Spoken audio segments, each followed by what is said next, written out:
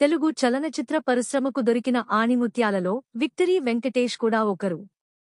Legendary నిర్మాత దివంగత D Ramanaidu చిన్న కొడుకుగా కలియుగ పాండవులు సినిమాతో ఇండస్ట్రీలోకి అడుగుపెట్టి నేడు స్టార్ హీరోగా చలామణి అవుతున్నారు. వెంకటేష్ విషయానికి వస్తే డిసెంబర్ 1913వ తేదీన జన్మించిన ఈయన ఈరోజు 64వ పుట్టినరోజును జరుపుకుంటున్నారు. ఈ నేపథ్యంలోనే ఈయనకు సంబంధించిన కొన్ని విషయాలు వైరల్గా మారుతున్నాయి. అయిష్టంగానే ఇండస్ట్రీలోకి కానీ స్టార్ స్టేటస్. విక్టరీ వెంకటేష్ సినీ ఇండస్ట్రీలోకి అయిష్టంగానే వచ్చారు. అసలు విషయంలోకి వెళ్తే నిర్మాతగా ఎన్నో సినిమాలు చేసి గిన్నీస్ రికార్డుల్లోకి ఎక్కారు వెంకటేష్ తండ్రి నిర్మాత డి రామానాయుడు. ఆయన ఒక సినిమా చేస్తున్న సమయంలో చివరి క్షణంలో హీరో హ్యాండ్ ఇవ్వడంతో వెంటనే విదేశాలలో చదువుతున్న తన కొడుకు వెంకటేష్ని అర్జెంట్గా పిలిపించి హీరోని చేశాడు. అలా హీరో అయిపోయారు వెంకీ. ఒకవేళ హీరో కాకపోయి ఉంటే ఈయనను ఎవరు పట్టించుకునేవాళ్లు కాదు.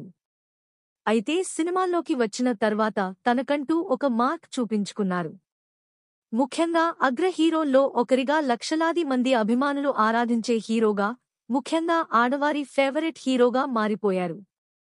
ఫ్యామిలీ ఆడియన్స్కి మరింత దగ్గరైన వెంకటేష్ ప్రస్తుతం రామానాయుడు స్టూడియోకి, బ్యానర్కి ఒక ఫోకస్ పాయింట్గా, బ్రాండ్ అంబాసిడర్గా కూడా వ్యవహరిస్తున్నారు. పోటీని తట్టుకుని స్టార్ స్టేటస్. ముఖ్యంగా తమ బ్యానర్లోనే ఎన్నో సినిమాలు చేసి విజయాలు అందుకున్నారు. దాంతో తిరుగులేని స్టార్ హీరోగా టాలీవుడ్లో పేరు దక్కించుకున్నారు. అంతేకాదు అత్యధిక సక్సెస్ రేట్ ఉన్న హీరో కూడా ఈయనే కావడం గమనార్హం. ముఖ్యంగా చిరంజీవి, బాలకృష్ణ, నాగార్జున వంటి దిగ్గజ హీరోల పోటీ కూడా తట్టుకుని ఒక సపరేట్ ఇమేజ్ని కూడా క్రియేట్ చేసుకున్నారు. ఇకపోతే ఆయన ఆస్తుల లెక్కలు కూడా ఎప్పటికప్పుడు సోషల్ మీడియాలో వైరల్ అవుతూ ఉంటాయి. వేల కోట్లకు అధిపతి అయిన వెంకటేష్. అసలు విషయంలోకి వెళ్తే టాలీవుడ్లోనే అత్యంత ధనవంతుడిగా పేరు దక్కించుకున్నారు వెంకటేష్.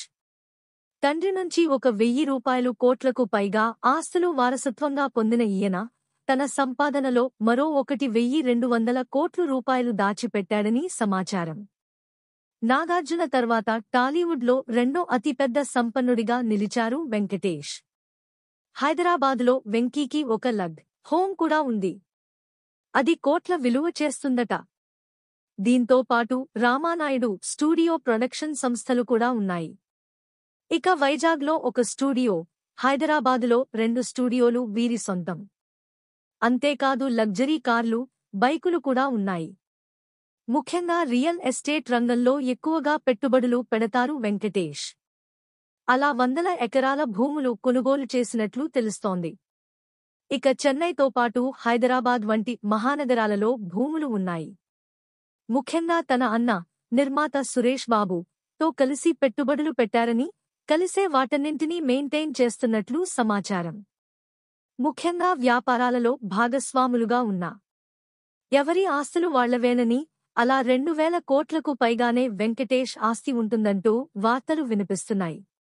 మరి ఇందులో ఎంత నిజం ఉందో తెలియదు కానీ సోషల్ మీడియాలో మాత్రం ఎప్పుడూ వెంకటేష్ ఆస్తుల విలువ వైరల్గా మారుతూ ఉంటుంది.